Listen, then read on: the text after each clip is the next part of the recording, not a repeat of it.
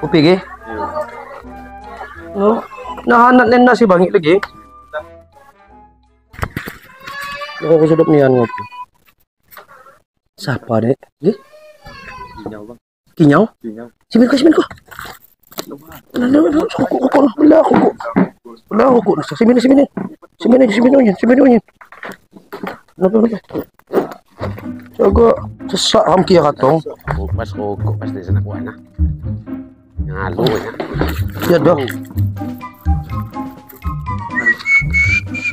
Di pemajai tan yo. Dia lagi nawat lah bawa kerjaan. Kalau dua kali mak klien sekali. Wang spinihan. Wih, ipanya? Mau dah. Iyo ni yang ngaritan ko din ya. Oh, nya iku kadu ka ni sikap ko ay gitangan jo. Kadi. Wang pepo ya sina kamje. Ya, selain apa?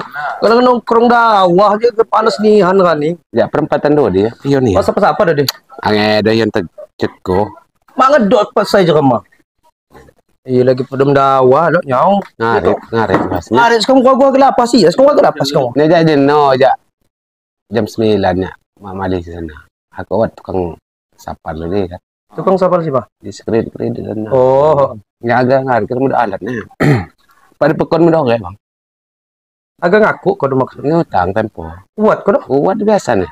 Nyane mak. Kamu nak lagi si gua dakutin. 4 kali 6. Si sapal. Sapal biru. Warna hujau kan?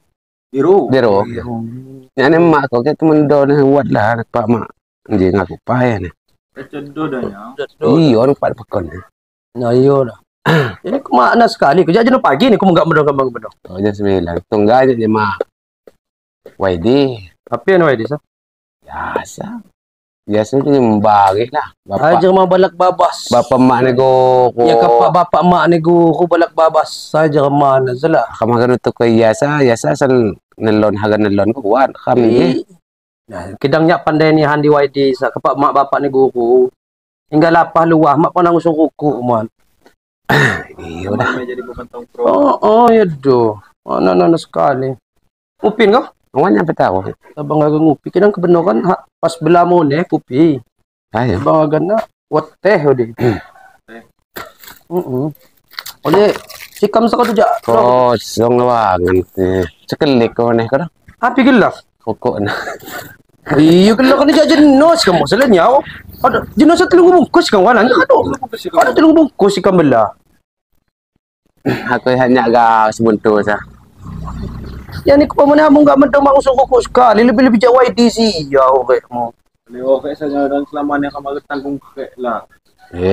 Kenyak pandai. Kunti mak papal-papal nyak di keroyalan ku selamanya ditutup ya nak kunti di Lebon kau kada bang.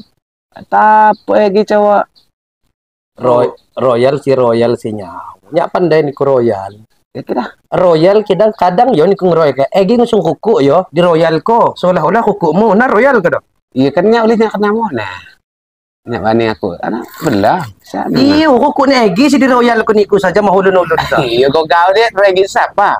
Kayak bahasa nak kayak dia. Api pun bani, aku kayak mana aku bani kenapa? Aduh dia tukang sapal lu apa lagi udah dia nunjuk dia. Tukang sapal lu dia sa. Kisah ngono kon komedi ja. Ini tukar nyampe pakatnya buat dapan tukar nginjam apa? Tupi mana? Kan gitu. Jadi mana dia mau nih kata pas ngajak. Ah, pisan dia di plus gua kan.